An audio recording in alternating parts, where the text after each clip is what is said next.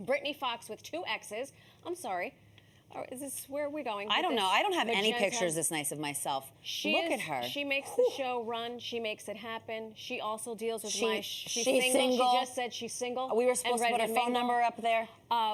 Slide into my DMs if you want it. She is in our heads all hour long as well. Brittany, we love you. And I know that you had a background in engineering. That's what you originally went to school for. So did any of that help you in preparing for this movie? Maybe like the trajectory of like the elbow or like a shot glass to the eyeball. Maybe that's more physics. I don't know. Did that help in any sort of way? No, not at all. Not even a little bit. I don't know what I wasted all that money for. So at 10 o'clock last night, I changed my questions around to make them all rhyme. See what you think about my rap skills. Are you ready? All right, let's go. All right, don't be too hard on me now, okay? I can't promise that. I hope you can flow. I got it. I think I got it. Okay. So there's more to Superfly than meets the eye, but what are your thoughts about this buzzing guy? If you were to have somebody else role play as you for 24 hours, what is something that you might tell them to make the role a little bit more believable? Oh my gosh. Wait, that's a very intense question.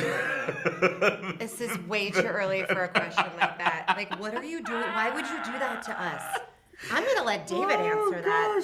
Wow, so, something to be mindful of. Oh my gosh. How dare you, Brittany? I know, that's an extraordinary question. I've never been asked that before. Ever. Look, Hey, you get it in. It's what happens when you're good at what you do, right? Hello. Do more. Hey. Hello. Where can T-Pain put you in a log cabin? Okay. Up in Aspen. In Aspen. Is Aspen? In Aspen. Yes. Yeah. Congratulations, you survived. Thank you.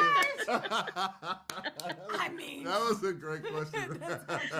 But walk us through the day in the life of a Broadway director. What does that look like?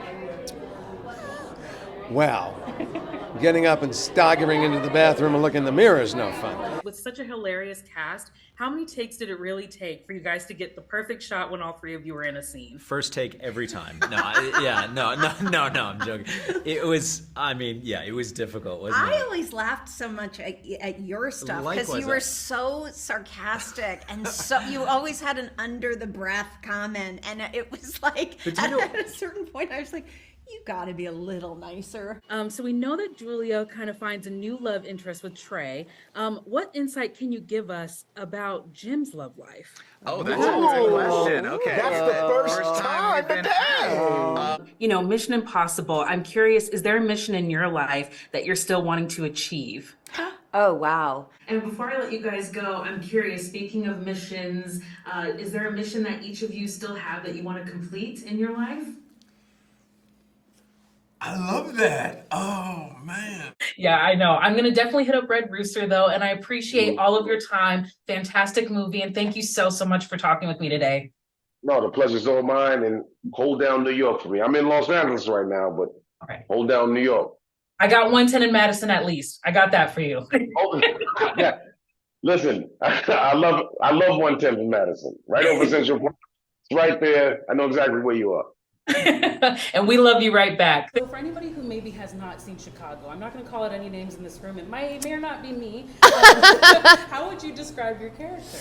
Oh my gosh, I would describe Roxy as a quick learner, a firecracker, and someone who is not to be counted out at any time. Cock-a-doodle-doo, how are you? Hey, cock-a-doodle-doo, back at ya. I think I say the line, no chicken escapes Tweedy's farm at least 100 times a day. So my favorite line in cinematic history. So when you first had this idea pop into your head, into your brilliant mind, who was the first person you called to spill all the beans to? Oh man, I think I spilled the beans onto the page because at the time when I first got the idea for this movie and I started working on it, we were in the peak pandemic times of 2020. Well, speaking of rehearsals, I was on your Instagram. Oh God. You're a Beyonce fan. It's very clear. Beehive, stan, hardcore. Okay, so I heard that you left rehearsal one day. And you went where exactly? We got done at 3. We got done early, and I got that call. She's like, okay. I got last minute tickets. I had saw her at MetLife, right? And I said, I have to go to DC to see her again. I can't only see her once. So you are busy. So not only did you run the NYC Marathon, not only were you doing Broadway, not only are you doing season 3 and now going on to season 4, is there anything that you aren't good at? Well, my time management is pretty poor. I will say that. As someone smiles here in the corner. Well, speaking of the language, did you learn any Italian? Can you maybe spit a couple Italian words for us? I mean, I got pizza. That's about as... pizza? Yeah. Yeah, I got a few. I don't know. Si, Vitole,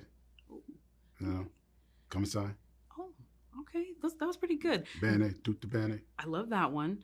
There's one, tutti a tavola a mangiare. Yeah. Oh, check you out. I mean, that's about it. Bravo, bravo. But also in the film, it takes place in New York, which is where I am, and I'm from Texas, so I've been working on my New York accent. I would love to hear your New York accents that I'm sure you practiced so hard on during the movie. We actually did. We have a very fun scene where we're actually doing our best. All right, guys, should we just give it in? We outside. One of the biggest messages that I was already getting from the movie was that everyone has a story and you don't know what people have gone through to get where they are.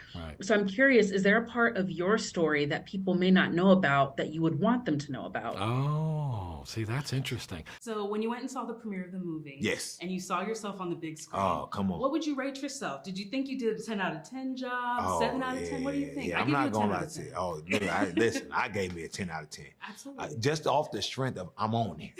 Yeah, we on there, we out here, we on the big screen going crazy. Can I ask you what this blouse is that you're wearing? It's gorgeous. Yes, it has a embroidered flower design on it. I got it from Shein. Thank you. You look pretty.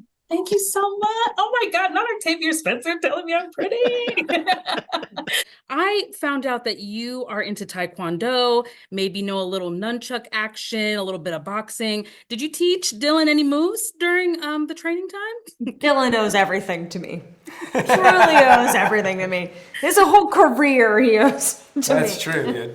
You come to this event every single year. It's always on your calendar. What's the thing you look forward to the most every year? I think what's particularly nice about this event, which has been happening every spring, I must have been coming to them for 26, 27 years. I think it's the continuity of faces that I see. What are you bringing to the Christmas potluck?